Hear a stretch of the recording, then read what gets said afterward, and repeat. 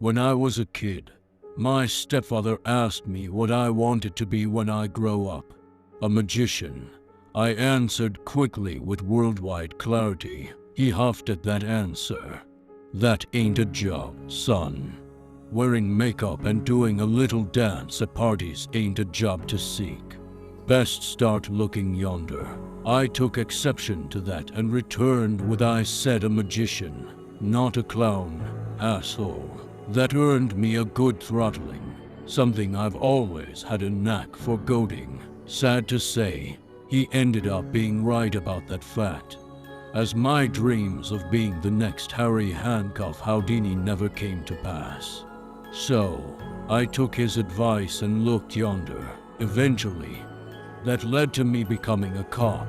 Honestly, I wish I could tell you a noble reason behind that choice, like the desire to help my community or saving the world one life at a time.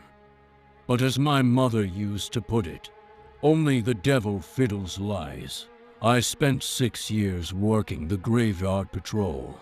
Shifts were divvied up based on seniority, landing me in the nocturnal hours. I didn't mind much. At least, not at the time anyway. The first watch started at 10:30 p.m. and ended at 7:15 a.m. I'd monitor the empty streets. Nothing kept me company but coast-to-coast radio and the mind-numbing click of my turn signal. Every hour or so, dispatch generously sent out a safety check to keep us sharp and awake. Kind of them, but not all that necessary. Nothing far-reaching ever happened in Colby, much less at 2:30 in the morning. With a population of 5,500, crimes were low and life fairly slow-paced.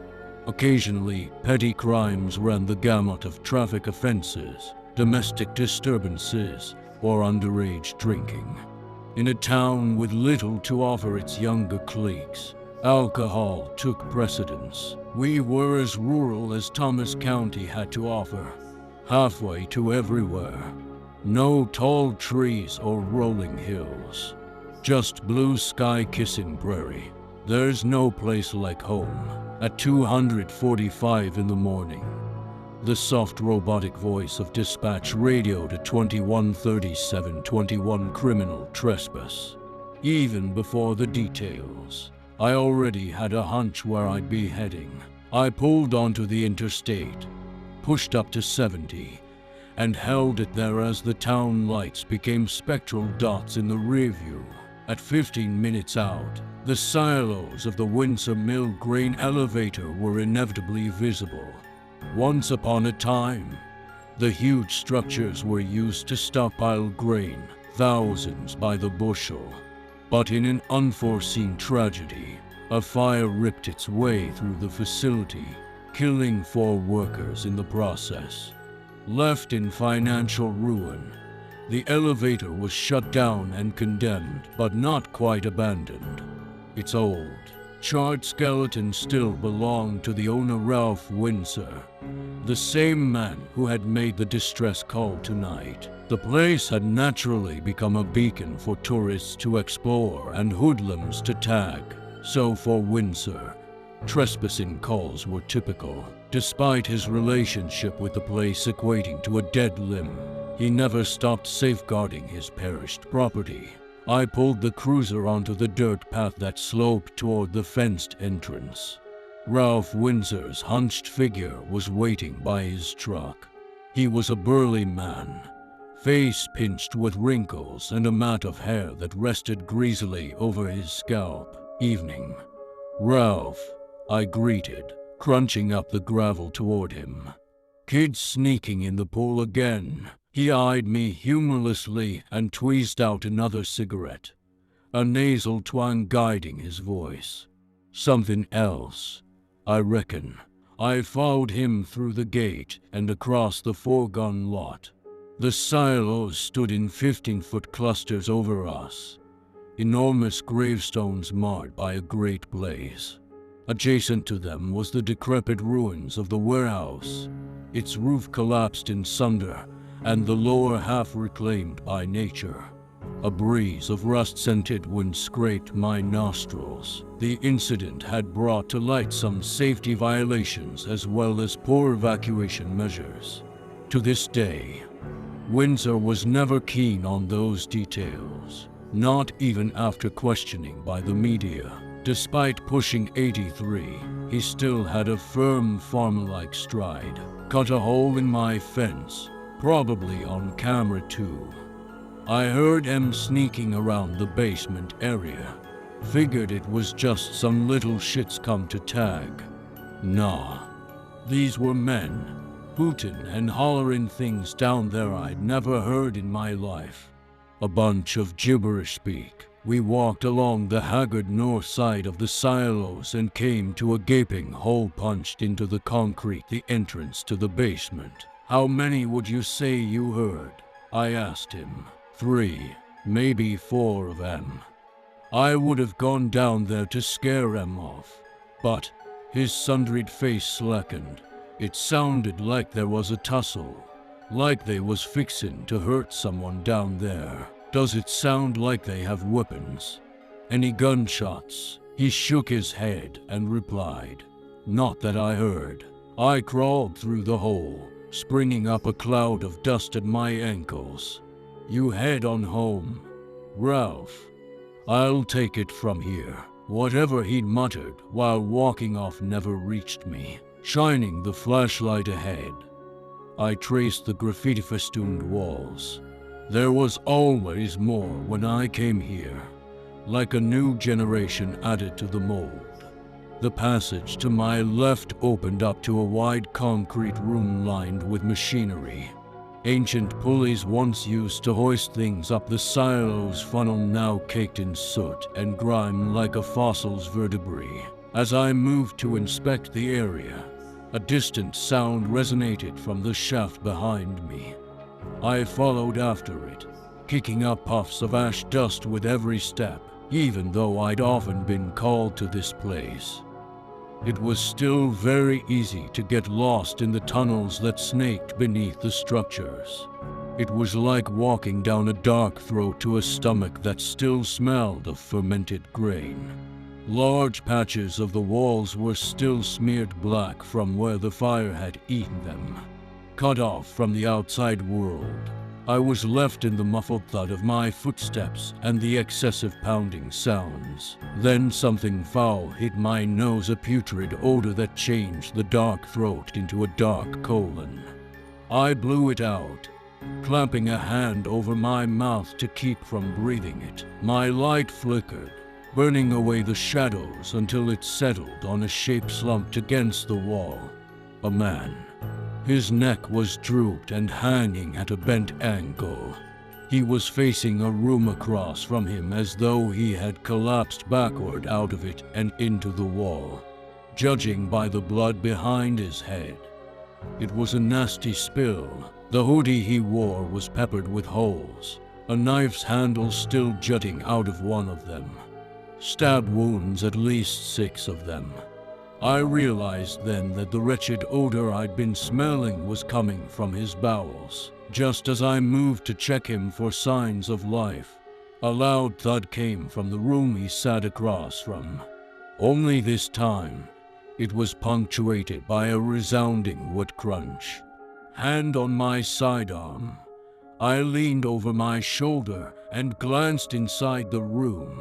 It was pitch black, and within the dimness, a figure's arms rose and fell violently. Another sound echoed, the squelch of something organic. I veered around the corner, gun drawn and flashlight scattering the darkness. Police. Hands up. Something heavy hit the floor. The figure drew back sharply and clambered away, a white face sheen with blood. Please, the man whimpered, eyes bulging with panic. A piece of duct tape was noosed around one of his wrists. I ordered him to the ground. He didn't protest. Sprawled out between us was another man, a red spongy ditch where his face should have been. Spurts of blood still pulsed from the sagging folds. Bits of bone, teeth, and brain perforated the floor. The left eye had been smashed into the nasal cavity, and resting next to its deformed figure was the murder weapon, a sizable chunk of stained concrete. I looked away. I had to. The need to vomit squeezed my gut but shrank back. It was for moments like these, in the raw grit of chaos, that we were trained to steel our nerves. Death was a part of the job, and even in quiet Colby, you witnessed all of its guises. Control the situation. My instructor used to say, take a breath, put the thoughts somewhere else, board them off somewhere for a therapist to pry open. I don't give a shit. Just get the job done. I moved past the corpse and cuffed the trembling man, reciting the Miranda as I frisked his pockets. Do you understand these rights? He said nothing, his gaze flat on the floor and hundreds of miles away. I hoisted him back to his feet and asked again, louder this time. Answer the question. Do you understand these rights? They wanted to make me an angel. He murmured, the blood on his neck, not even his own, already drying into a flaky crust. A bright, shiny angel. Can you tell me what your name is? His eyes swiveled toward me, meshed in bright veins. Angels, angels, angels. That's what they kept saying. I didn't want it. They were bad people, drugs, maybe LSD or ketamine. Something had to have been racing around his system, jumbling up all the parts. That was typically the case for suspects like this, flashing in and out of coherence like the devil himself were whispering sweet nothings in their ear. To make matters worse, the man had nothing on him. No license, no credentials, nothing to his name but the shirt on his back, sodden and red. 10:40 to dispatch. I've got a few bodies here at location Windsor Mill grain elevator. Possible homicide. Suspect is in my custody. Replace me with your own words. Copy that. The voice crackled. Sending available units your way. I steered the man toward the exit, blocking out his deranged mutterings. At that point, I'd have given my left testicle for some fresh air. Then something caught my eye, a large circle inlaid with 6 concentric rings. It looked like more than a mere tag, not sprayed but smeared over the wall in a red waxy residue. Gray chalky writings filled each ring that almost seemed to lean and spiral toward the circle's center. I couldn't come close to reading it. The writing was too jagged and obscure. Like a cave drawing, a mild jitter rolled down my neck, which only worsened as I traced the walls, finding the same sigil scrawled again and again. Cultish crests made up of celestial shapes. A few empty jars lined the corner, one of them in shattered pieces. Something sprang into my peripheral, a fold of shadow snapping forward. I whipped the light toward it. A gray cat was poised at the entrance, the mouse it just caught still wriggling in its jaws. I kicked some dust at it, sending the scrawny thing bolting down the dark halls. Without warning, the cuffed man lurched forward as if to vomit, ripping right out of my grasp. I went for my taser, fully expecting him to break for the exit. If only that was what happened. Instead, he ran the length of the room, circling it over and over. After a good 3 or 4 times, his running slowed and altered into squirming wild fits, like a swarm of bees were smothering him. Considering his broken bulb of a mind, I wasn't that shocked. It was then, as a horrible scream rushed out of his throat, that I noticed something other than blood and shit in the air, something burning. Plumes of smoke had started to waft from his clothes. All at once, a trail of blue flame shot up his leg and lapped up his sides. It happened so fast I barely had time to catch the flames unfurl across his chest. Within seconds, he was engulfed by them. Hot air spewed outward in a sort of efflume. The room flared up, spotlighting the copious sigils and our large misshapen shadows. On the ground. Roll on the ground now. I shouted over the piercing echo of his agony. His lit bony frame flailed about the room until it smacked into the wall and flopped onto the floor, worming around wildly. Before I could move to stamp the flames out, they'd already risen to a sputtering thicket. A chorus of dying cells. Human smoke glazed the ceiling and gave rise to a slew of new scents. Fat frying on a stove, burning rubber, and pennies coated in charcoal. Fumes smeared my face with sweat and prickled the inside of my throat. The flames guttered, feeding off the air around him. And beneath them, his screams had changed into a guttural hiss, the sound of a tongue finally starting to sizzle. I needed an extinguisher, a bucket of water, a puddle of fucking piss, anything. Considering my options, I paused for my gun and unholstered it. At that rate, it was either let the poor bastard burn or put him out of his misery. Already straining to make out the human shape within the blaze, I took aim, held my breath, and pulled the trigger. His body convulsed once from the first bullet and went limp after the second. I pried my eyes from the sight, realizing only then how much they hurt.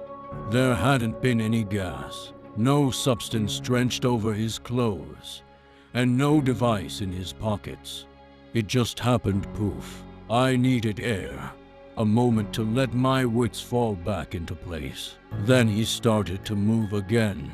At first, I passed it off as his body curling into itself like charring paper. No, the man rolled over, struggled to his knees, and stood back up. I was convinced the smoke had finally reached my brain and choked it. The man who had burned to death, the one whom I'd shot twice, was now standing ramrod straight, staring back at me. His face was tight and blackened with an angry crust. Flakes of his own carbonized skin danced in the air. His now melted eyes ran down his cheeks in thick trails. What skin remained was pulling apart like melting wax. Soft, sticky. Patches of his bones were exposed and browning into dull, rusty colors. But despite how charred his features were, I could still make out the widest of smiles across his face. Head tilted, happy as a clam, as though blissfully unaware of the fire digesting him. A smile unfit for humanity. Mad thoughts flashed through my mind, repeating the same words. An angel.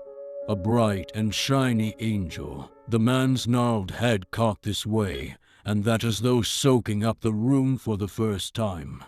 No. I take that back. At that point, the shriveled, crusty face of the thing in front of me belonged to something else. It was eyeing me somehow behind the brittle film that filled its empty sockets. A look of awareness. This wasn't a freak accident, not some trick of the light, but a transition. I could hear the disembodied voice of a narrator describe the scene. Watch carefully as it moves from one stage of its life cycle to the next. A beautiful metamorphosis. Yes, that's what it was. New life. A sleeping god finally able to stir. I didn't feel the gun go off, but I knew I clicked the trigger 3 times. Maybe more. The flames wobbled as the thing staggered back, several new holes now in its chest. Still, it did not drop that jovial smile. From behind, the handcuff snapped as the chain link pulled feebly apart. Somewhere in my thoughts, a thin shriek resonated. I expected a reaction from what I'd done, maybe even retaliation. Instead, the thing turned away from me and put its focus on the largest of the sigils at the back of the room. Drunkenly, it hobbled toward it. Black disintegrated clots that were once clothes fell from its frame.